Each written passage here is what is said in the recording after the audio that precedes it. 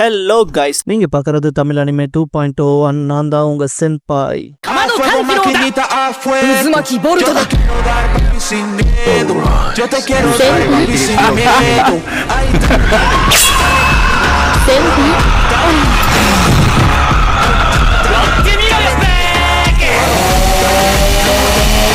இந்த வீடியோல டெவில் மே கிரையோட எபிசோட் 6 பார்க்க போறோம். எடுத்ததும் மேரியோட டிராஜிக்கான பாஸ்ட்ல காட்டுவாங்க. அவங்க அப்ப அந்த டெவில பார்த்த இன்சிடென்ட்க்கு அப்புறம் மொத்தமா மாறி இருப்பாரு. கம்ப்ளீட்லி ஒரு ஸ்ட்ரேஞ்சர் போல இருக்கும். மேரியில ஒரு கட்டத்துல வந்து பாக்குறப்ப ஏதோ டீமன் கையை வச்சு அவர் ஆராய்ச்சி பண்ற போல இருக்கும். அதையும் அவன் சென்ஸ் பண்ணி மறைச்சிருப்பான், பொண்ணு பார்க்காத மாதிரி. இன்னொரு பக்கம் பார்த்தா அவங்க அம்மாவும் இதே போல கஷ்டப்பட்டு அழுதுட்டு இருப்பாங்க. இதுக்கப்புறம் இன்னொரு சின்ன பையனோட கதை போகும். அவன் கையில இருக்க புக்கை பார்த்து வச்சுக்காங்க. இவன் பார்த்தா புதுசா ஒரு ஃபாஸ்டர் ஃபேமிலிக்குள்ள போய் இன்வால்வ் ஆகிற மாதிரி இருக்கும். பார்த்தா அங்க ஒரு தடியா இருக்க பையன் ஒரு பையனை போட்டு கஷ்டப்படுத்துவான். இதுக்கப்புறம் அந்த பையன் அவன் பாட்டுக்கு அவனோட ரிமோட் பிளேனை வச்சு விளையாண்டு இருக்கப்ப அது அந்த புள்ளி கேங் வந்து பிடிச்சிருப்பாங்க. அண்ட் அவங்களையும் இவனால எதுவும் பண்ண முடியாம இருக்கும். இதுக்கப்புறம் சாப்பிட்றப்ப கூட அந்த புள்ளி வம்பிருப்பான். ஜஸ்ட் அவன் சாப்பாடை திருப்பி எடுத்துக்கலான்னு போறப்ப கிளாஸ் தட்டி விட்டுருப்பான். இந்த ஃபாஸ்டர் ஃபேமிலிக்கான ஹெட் லேடி எதுவும் பண்ணாத இந்த அப்பாவி பையன் அடிப்பா. இதுக்கப்புறம் இதுல இருந்து தப்பிச்சு போலான்னு பார்த்தாலும் முடியாம இருக்கும். இதுக்கப்புறம் தனியா வந்து புக் படிச்சுட்டு இருக்கப்ப அவன் சைட்ல ஏதோ போர்ட்டல் கிரியேட் ஆகிற போல இருந்திருக்கும். புக்ல பார்த்தா முயல் அந்த போர்ட்டலுக்குள்ள போற மாதிரி இருக்கும். நிறைய அந்த பக்கம் அவங்க அப்பாவோட டோர் ஓபன் பண்ணலான்னு பாப்பா. பட் முடியாம அவ திரும்பி போயிருவா. அந்த பையன் போர்ட்டலுக்குள்ள போனவன் அவனால அங்க இருக்க காத்த சுவாசிக்க முடியாம இருக்கும். முன்னால பார்த்தா பெரிய மான்ஸ்டர் ஒன்று அப்பியரா இருக்கும். அது சேஸ் பண்ணவும் பயந்து தப்பிச்சு ஓடுறக்கு பாப்பான். ஒரு கட்டத்துல கீழே எல்லாம் விழுந்திருப்பான். அப்ப கூட அந்த புக் எடுத்துட்டு தான் ஓடுவான். அந்த மான்ஸ்டரும் விடாம துரத்தும். இதுக்கப்புறம் சந்து பொந்து நுழைஞ்சுனாவது போய் தப்பிக்கலான்னு பாப்பான். பட் அதை எல்லாத்தையுமே உடச்சுக்கிட்டு வந்து இவனை பிடிக்கலான்னு பார்க்கும்.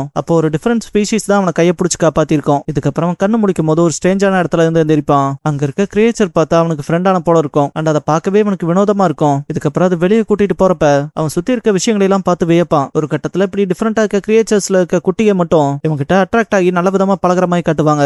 இதுக்கப்புறம் வருத்தத்தோட இருக்க மேரியை காட்டுவாங்க. அவளுக்கு உத்வேகமா இருக்கிறது அவளோட ஃப்ரெண்டா தான் இருந்திருப்பான். அவளோட சேட்னஸ்ல இருந்து வெளியே கொண்டு வந்து இந்த மாஸ்டர் இருக்க மாதிரியான ஹீரோ பிரிட்டண்டிங் கேம்ஸ்லாம் இருக்கும் இல்லையா, அது மாதிரி சேர்ந்து விளையாடுவாங்க. ஹீரோ அந்த பக்கம் அந்த கிரியேச்சர்ஸோட நல்ல விதமா பழக ஆரம்பிச்சு இருந்திருப்பான். ரெண்டு பேர்த்தோட வாழ்க்கையும் நல்ல விதமா போறத காட்டுவாங்க. அந்த பையன் ஒரு மாதிரி டிஃபரெண்டா க்ளோ ஆகிற ஆப்ஜெக்ட் கண்டுபிடிச்சிருப்பான் அந்த இடத்துல வச்சு. அண்ட் இதே கூட்டத்துல ஒரு குட்டி கிரியேச்சருக்கு உடம்பு சரியில்லாத போல இருக்கும். இதுக்கப்புறம் எல்லா பசங்களும் சேர்ந்து ஒரு நாள் அந்த பக்கம் இருக்க விஷயங்களை பாக்குறப்ப இந்த பக்கம் இருக்க வீக்கான கிரியேச்சர்ஸ் அந்த பக்கம் இருக்க ஜெயின்ட் கிரியேச்சர்ஸ் ஒரு ஸ்லேவ் போல டார்ச்சர் பண்ணுவாங்க. லைக் அவங்களை இரும்பு சங்கிலிகளால கட்டி போட்டு அவங்க முன்னாலே மாமிசங்கள் சாப்பிடுறது, ராஜாக்கான வரவேற்புன்னு ரொம்ப பயங்கரமா இருக்கும். மேரியாவ ஃப்ரெண்டோட விளையாடுறப்ப துப்பாக்கி உடஞ்சிருக்கும். அந்த பக்கம் உடம்பு முடியாத ஒரு குட்டி கிரியேச்சர் இருந்துச்சு இல்லையா, அது அப்படியே விழுந்து கிடக்கிற போல காட்டுவாங்க. பார்த்தா அந்த குட்டி கிரியேச்சரோட டிசீஸ் அது உடம்பு பூரா பரவன போல இருக்கும். சுத்தி இருக்க எல்லாருமே அழுவாங்க. இதுக்கப்புறம் மேரி அந்த கன் வேற போயிருச்சுல, அதனால இப்ப விளையாடவும் முடியாதுன்ட்டு வேற ஏதாவது கிடைக்குமான்னு பார்க்கும்போது ஒரு கன் கிடைச்சிருக்கும். இதே இடத்துல திடீர்னு ஒரு பக்கம் சவுண்ட் கேட்கும். அவளும் என்னாச்சுன்னு போய் பார்த்தா அவங்க அப்பா அம்மா சண்டை போட்டு இருப்பாங்க. அவளோட அப்பா கழுத்துல ஏதோ ஒரு இன்ஜெக்ஷன் போடவும் மான்ஸ்டர்ஸ் கிட்ட இருந்து பவர்ஃபுல் ஆகணும் தானே இத்தனை வருஷ காலமா ரிசர்ச் பண்ணிருப்பான். கடைசியில பார்த்தா மான்ஸ்டராவே ஆயிருப்பான்.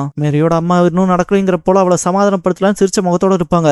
பார்த்தா அவன் கழுத்தோட புடிச்சு அவங்க அம்மா வெளுக்கவும் மேரி அந்த பக்கமா வீசி அடிக்கப்பட்டிருப்பா. மேரி என்னாச்சுன்னு போய் பார்க்கும் போது சொந்த அப்பாவே சொந்த அம்மாவை கடிச்சு சாப்பிடுற கொடூரத்தை பார்த்திருப்பா. அப்படி எதுவுமே கத்தி எடுத்துட்டு சண்டை போடலாங்கிற போல நின்றுப்பா. அவன் மிருக மாதிரி ஆயிட்டான் இல்லையா. அவன் மேரி அடிக்கும் போது பக்கத்துல இன்னொன்னையும் தட்டி விட்டு நெருப்பு பரவ ஆரம்பிச்சிருக்கோம். இப்படியே தான் சொந்த அப்பாவும் நெருப்புல இருந்து சாகிறத பார்த்துட்டு வெளியே வருவா. அங்க வர ஸ்மோக்கோட ஸ்மெல் தாங்காம இரும்பிட்டே வெளியே வந்திருப்பா. அப்படியே திரும்பி பார்க்கும்போது அவங்க அப்பா மொத்தமா கருகி இருப்பாரு. அப்படியே அந்த பையனோட கதையில பார்த்தா அந்த குட்டி கிரியேச்சர் செத்தே போயிருக்கும். எல்லாரும் அதுக்கான இறுதி சடங்கு பண்ணுவாங்க. இதுக்கப்புறம் மேரி வீட்டுல ஃபுல்லா தீப்பிடிக்கவும் மேரி அந்த இடத்துல அனாத போல நின்றுப்பா. ஃபயர் ஃபைட்டர்ஸ் வந்துட்டு நெருப்பு அணைக்க பார்ப்பாங்க. இதுக்கப்புறம் அந்த பையன் சைடுன்னு பார்த்தா எல்லாம் அந்த குட்டி கிரியேச்சர் செத்ததுனால எல்லாரும் அவங்களுக்கு பிடிச்ச விஷயங்களை அந்த நெருப்போட போடுவாங்க. அந்த பையனும் அவனோட புக்கை தூக்கி போட்டுருவான். மேரி அவளுக்கு அப்படியே ஒரு டிராஜிக் இன்சிடென்ட் ஆச்சு இல்லையா, அதனாலேயே வளர்ந்து டார்காம்ல வந்து சேர்ந்திருப்பா. இதுக்கப்புறம் குட்டியா அந்த பையன் வளர்ந்ததை காட்டுவாங்க.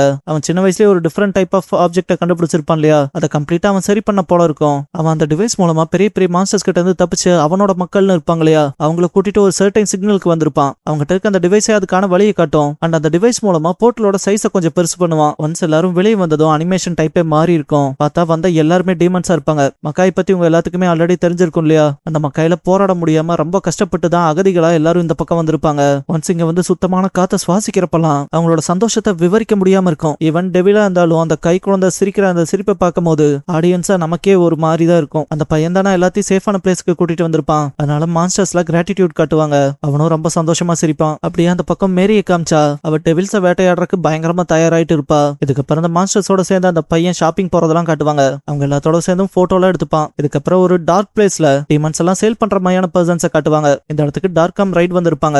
அது மூலமா ஒரு சர்டன் பிளேஸை பத்தி தெரிஞ்சுக்கிட்டு அந்த இடத்துக்கு மொத்த டீமுமே ரைடுக்கு கிளம்பியிருக்கோம். அப்படியே டெவில் சைடு இருக்க அந்த ஹியூமன் பாத்தீங்கன்னா இது எதுவுமே தெரியாம மக்காயில இருக்க டெவில்ஸை எப்படியாவது நம்ம உலகத்துக்கு கூட்டிட்டு வந்து அவங்களை காப்பாத்தலாம்னு நினைச்சு போராடிட்டு இருப்பான். இப்படி சாதாரண அகதிகளா சின்ன சின்ன உயிரினங்கள் தானே இந்த பக்கம் வந்துட்டு இருக்கு. இதே இடத்துக்கு பார்த்தா ஒரு பெரிய சைஸ் மான்ஸ்டர் வந்திருக்கும். அதை பார்த்துட்டுலாம் அவனுக்கு அல்லு இருக்காது. டார்க்காம சேர்ந்தவங்க அந்த பையன் ரொம்ப கஷ்டப்பட்டு காப்பாத்தி கூட்டிட்டு வந்திருப்பான் இல்லையா அகதிகளா அந்த மக்களை. ஆக்சுவலா டெவில்ஸ் அவங்க யாரையுமே இறக்கம் பார்க்காம எந்த ஒரு பேச்சுவார்த்தையும் நடத்தாம ஒரு அனிமலை சுட்டு தள்ளி கொள்ற போல கொள்ளுவானுங்க. மரியாதைகளை திருப்பி போட்டு பார்த்துட்டு அவங்கள கொன்னதுக்கான 1% ரெக்ரெட்டும் கூட காட்டியிருக்க மாட்டா. அவ சைட் ஆஃப் சைல்ட்ஹுட் டிராமாவை பத்தி கன்சிடர் பண்ணா அவ இப்படி இருக்கல நம்ம எந்த ஒரு தப்புமே சொல்ல முடியாத மாதிரியும் தான் இருக்கும். இதே இடத்துல மேரி ஒரு போர்ட்டல் கிரியேட் ஆகிறத நோட் பண்ணிட்டு ஷாக் ஆயிருப்பா. அந்த பக்கம் அந்த பையனும் முடிஞ்ச அளவுக்கு டெவில்ஸா இருக்க அகதிகளை நிறைய பேர்த்த இந்த உலகத்துக்கு கூட்டிட்டு வரலான்னு பாப்பான். மக்காயில இருந்து பார்த்தாங்க ஒரு பெரிய சைஸ் மான்ஸ்டர் வந்திருக்கும் இல்லையா, அது பின்னால ஸ்லோவா வரவங்க எல்லாத்தையுமே கடிச்சு முழுங்கிட்டே இருக்கும். அதெல்லாம் பார்த்து அந்த பையனுக்கு பயமா இருந்தாலும் முடிஞ்ச அளவுக்கு போர்ட்டல் ஓபன் பண்ணி எல்லாத்தையும் அந்த பக்கம் காப்பாத்தி விட்டுறலான்னு பாப்பான். அந்த போர்ட்டல் தாண்டி வெளியே வந்த எல்லா டெவில்ஸுமே ரொம்ப ஷாக் ஆயிருப்பாங்க.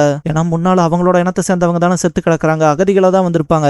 இதெல்லாம் அந்த பையன் பார்க்கும் போது அவனுக்குலாம் மனசே இருக்காது. இந்த இடத்துல வச்சு டார்க்கம் அவங்கள சுத்து போட்டிருப்பாங்க. அவன்லாம் அப்படியே ரொம்ப தகச்சு போன போல நிப்பான். எல்லாரும் கண்ணை பாயிண்ட் பண்றாங்கன்ட்டு கையை தூக்கி இருப்பான். மேரி மட்டும் தான் அங்க ஒரு மனுஷன் இருக்காங்க அதை நோட் பண்ணிட்டு ஹோல்ட் பண்ண சொல்லியிருப்பா. அந்த பையனும் எல்லா டெவில்ஸையும் நீங்க பாருங்க என்ன போல கை தூக்குங்கிற மாதிரி செய்ய பண்ணுவான். அவங்களும் கையை தூக்குவாங்க. மேரி நீ ஏன் பார்க்க மனுஷன் மாதிரி இருக்கேன்னு கேட்டிருப்பா. அவனும் இங்க பாருங்க நாங்க எந்த ஒரு காய செயலையும் ஏற்படுத்துறதுக்காக இங்க வரல, நாங்க எங்களோட சேஃப்டிக்காக இங்க வந்திருக்கோம்பா.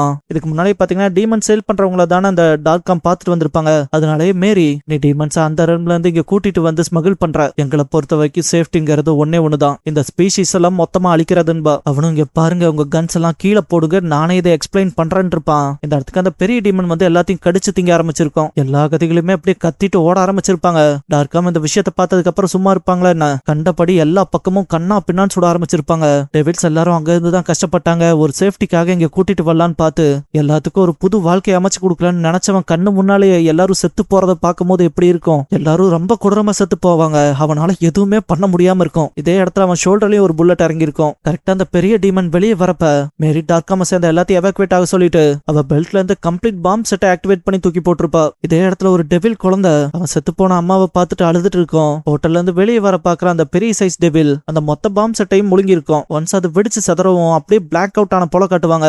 இந்த பில்டிங்கே கம்ப்ளீட்டா சதறி கிடக்கும். இந்த இடத்துல மழையும் பெய்ய ஆரம்பிச்சிருக்கும். அந்த மனுஷன் எந்திரிச்சு பாக்குறப்ப அவன் உடம்பு பூரா காயமா இருக்கும். அவனால சுத்தமாவே முடியாது. என்னதான் உடம்புல இப்படி சாகிற அளவுக்கான வலி இருந்தாலும் அவன் கண்ணு முன்னால அவன் காப்பாத்தணும்னு நினைச்ச டெவில்ஸ் எல்லாரும் செத்து கிடக்கிறத பார்ப்பான். எல்லாம் கொத்து கொத்தா ரொம்ப மோசமான நிலைமையில கொல்லப்பட்டிருப்பாங்க. குழந்தைகள்ல இருந்து பெரியவங்க வரைக்கும் ஈவிரக்கம் பார்க்காம கொன்ன போல இருக்க அந்த ஒரு கொடூரத்தை பார்த்துட்டு ஒரு மாதிரி அப்படியே கதற ஆரம்பிச்சவன் அப்படியே மேல தலையை தூக்கிட்டு பைத்தியக்கார மாதிரி சிரிக்க ஆரம்பிச்சிருப்பான். இதுக்கப்புறமா தான் இந்த டார்க்காம் பத்தி தெரிஞ்சுக்கிட்டு பெயின்ஸ் வரைக்கும் கண்டுபிடிச்சிருந்திருப்பான். அவனோட உடம்பு ரொம்ப பலவீனமா இருக்கு இல்லையா, அதனால அவனே அவனோட உடம்ப கம்ப்ளீட்டா சேஞ்ச் பண்ணி இருந்திருப்பான். இந்த இடத்துல வச்சு ஒரு பெரிய சைஸ் பன்னி டால் இருக்கும் இல்லையா, அதோட தலையை வெட்டி அதோட தோல் இருக்கும்ல அதை தான் முகத்தோட வச்சு தச்சுப்பான். இப்படிதான் ஒயிட் ராபிட்டோட கதை ஆரம்பிச்சிருக்கும். இந்த இடத்துல அப்படியே கிரீப்பியா சிரிச்சுட்டு திரும்பும் போது இப்ப எல்லாரும் வந்து என்னோட முயல் ஓட்டைக்குள்ள வந்து அது எப்படி இருக்குன்னு பார்த்து தெரிஞ்சுக்கங்கன்னு இருப்பான். இதோட இந்த எபிசோட் முடிஞ்சது. ஸ்டார்டிங்ல இருந்து இப்ப வரைக்கும் நீங்க ஒயிட் ராபிட்ட பாக்குற கண்ணோட்டம் இந்த ஒரு எபிசோட்ல கம்ப்ளீட்டா பிரேக் ஆயிருந்திருக்கும். இந்த இடத்துல வச்சு ஒயிட் ராபிட் நல்லவன் நினைக்கிறீங்களா இல்ல கெட்டவன் நினைக்கிறீங்களான்னு சொல்லுங்க. அண்ட் ஒயிட் ராபிட்டோட ஃபேன்ஸ் எல்லாரும் ஒயிட் ராபிட்னு போடுவீங்களோ இல்ல ராபிட்னு போட்டு ஒயிட் ஹார்ட்டை போடுவீங்களோ, எத்தனை பேர் அவனோட ஃபேன்ஸா இருந்தாலும் அதை கமெண்ட்ல இப்படி போட்டு தெரியப்படுத்துங்க. ஒயிட் ராபிட்டுக்கு எவ்வளவு ஃபேன்ஸ் இருக்காங்கிறத இந்த கமெண்ட் செக்ஷன் மூலமா எல்லாரும் தெரிஞ்சுக்கிட்டோம்.